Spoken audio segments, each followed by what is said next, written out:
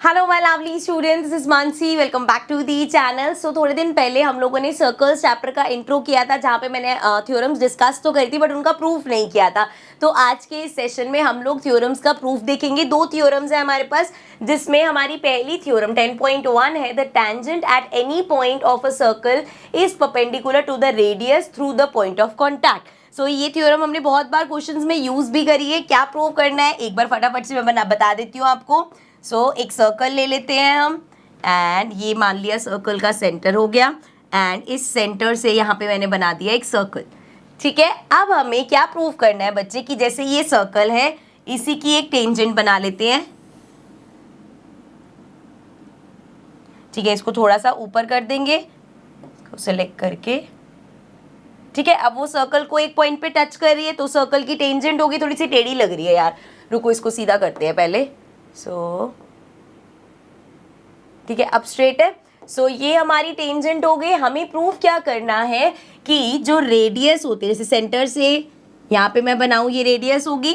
हमें प्रूफ करना है कि ये रेडियस और टेंजेंट परपेंडिकुलर होती है। परपेंडिकुलर मतलब ये हमारा 90 डिग्री होता है, ये हमें प्रूफ करना है।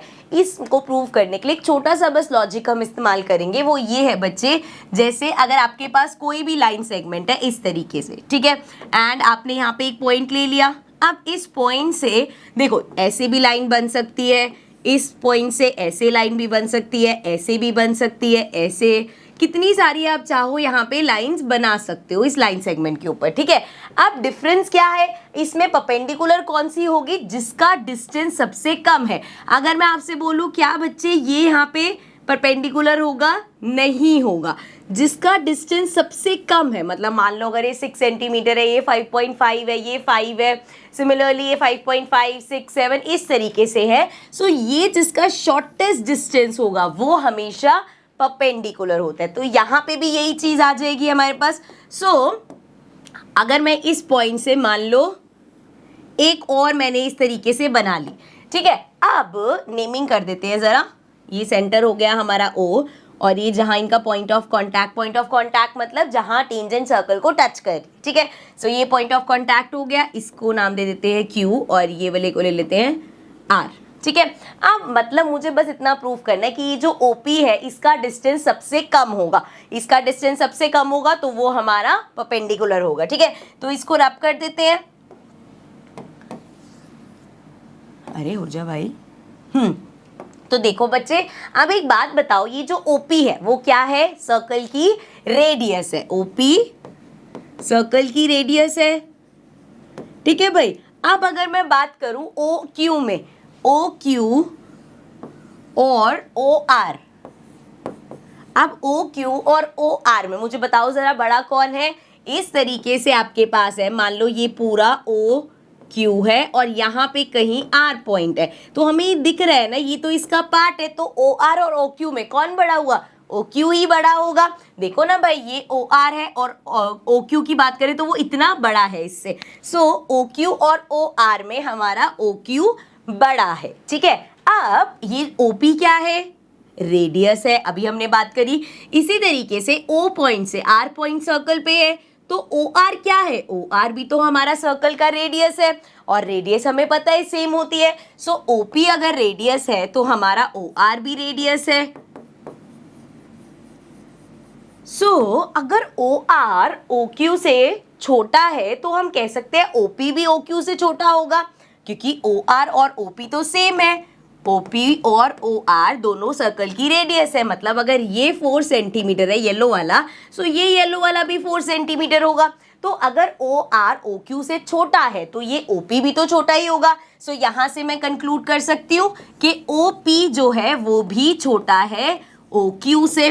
तो हमने कंपैरिजन में देख लिया भाई कि ये OP और OQ में से OP छोटा है। इसी तरीके से बच्चे आप इस O पॉइंट से जितनी मर्जी यहाँ पे ड्रॉ करके देख लो, ऐसे, यहाँ पे ऐसे, यहाँ पे हर जगह आपको दिखेगा कि ये ही शॉर्टेस्ट डिस्टेंस होगा, क्योंकि सर्कल को यहाँ पे वो टच कर रहा है। इसके अलावा इसका डिस्टेंस देखोगे तो देखो इतना पार्ट ये एक्स्ट्रा है, बड़ा हो गया।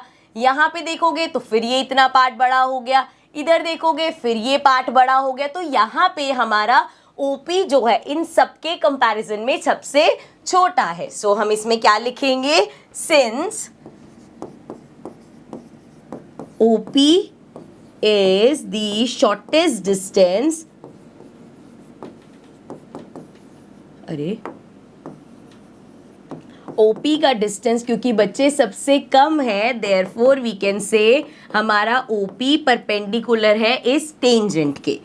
ठीक है, अब मैं टेंजेंट ऐसे लिख रही हूँ, आप इसको ऐसे समझ लेना, इसको नाम दे देना ए बी, तो उसको लिख देना। सो यहाँ पे समझ में आ गया, मेन बात समझ में आ गई कैसे प्रूव करना है। सिंपली हमने देखना है जो शॉर्टेस्ट डिस्टेंस होता है वो परपेंडिकुलर होता है, और यहाँ पे आप यहाँ इस सेंटर पॉइंट से कितनी भी लाइंस बना लो इस टेंजेंट पे, सबसे छोटा होगा जहां पॉइंट ऑफ कांटेक्ट होगा, पॉइंट ऑफ कांटेक्ट सर्कल पे होगा तो वो रेडियस है। तो देयरफॉर रेडियस हमारी क्या होती है, परपेंडिकुलर होती है टेंजेंट के, कहां पे, यहाँ पे पॉइंट ऑफ कांटेक्ट पे। ठीक है, यही हमारी थ्योरम 10.1 है। अब चलते हैं अपनी नेक्स्ट थ्योरम पे, theorem 10.2। So theorem says the length of tangents drawn from an external point to a circle are equal. Figure बना लेते हैं। प्रूफ क्या करना है बच्चे, हमें प्रूफ यहाँ पे ये करना है कि जब एक एक्सटर्नल पॉइंट होता है उससे सर्कल पे अगर दो टेंजेंट्स बन रही हैं तो वो दोनों टेंजेंट्स इक्वल है। तो ये लिया हमने अपने सर्कल का सेंटर, एंड इस सेंटर से यहाँ पे मैं बना देती हूँ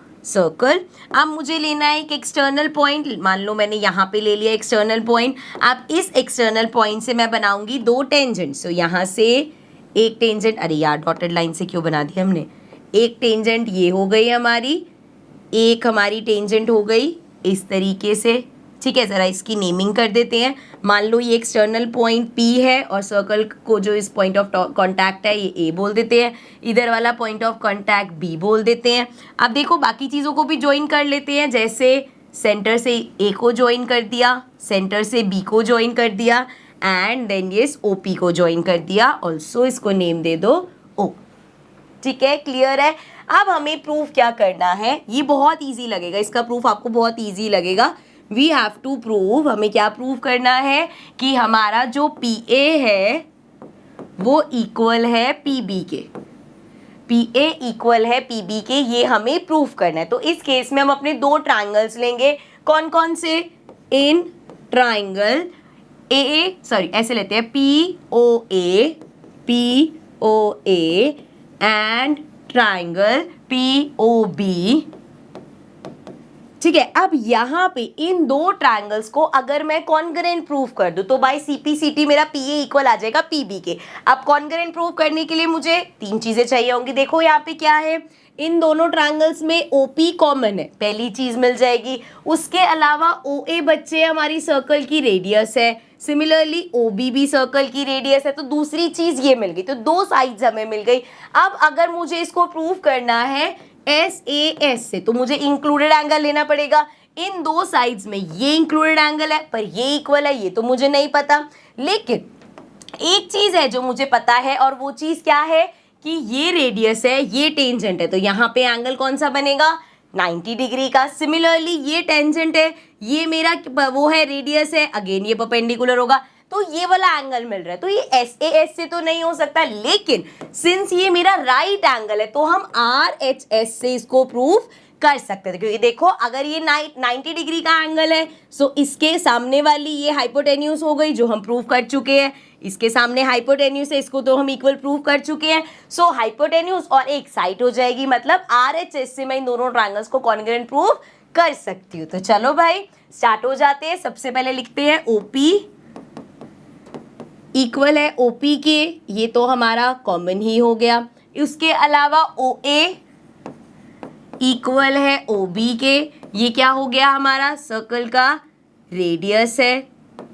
ठीक है, दो चीजें हो गई, और तीसरा हमने लिया है हमारा angle. So angle A equal है एंगल B के, दोनों ही 90 डिग्री है, और आप रीजन भी मेंशन करोगे। अभी थ्योरम 10.1 हम पढ़ के आए हैं, वही रीजन है कि जो रेडियस होता है वो टेंजेंट का परपेंडिकुलर होता है। ठीक है, चलो ये तीन चीजें मिल गई, तो मैं कह सकती हूँ triangle POA is congruent to triangle POB by RHS congruency.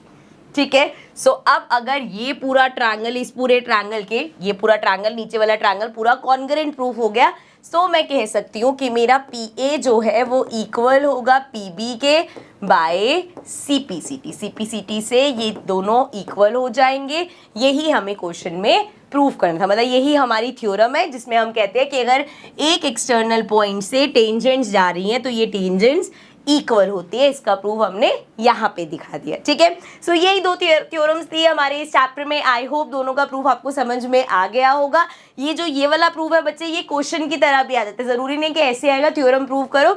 आपके पास ऐसा कोई क्वेश्चन आ जाएगा, ये सब दे रखा होगा, बस बोल दिया जाएगा कि इसको इक्वल प्रूव कर दो, ठीक है। सो वहां पे भी सेम यही चीज होगी। So that's it for this session. Now we'll start with the next chapter, but in the next session, of course. So I'll see you all in the next video. Till then, take care and bye-bye.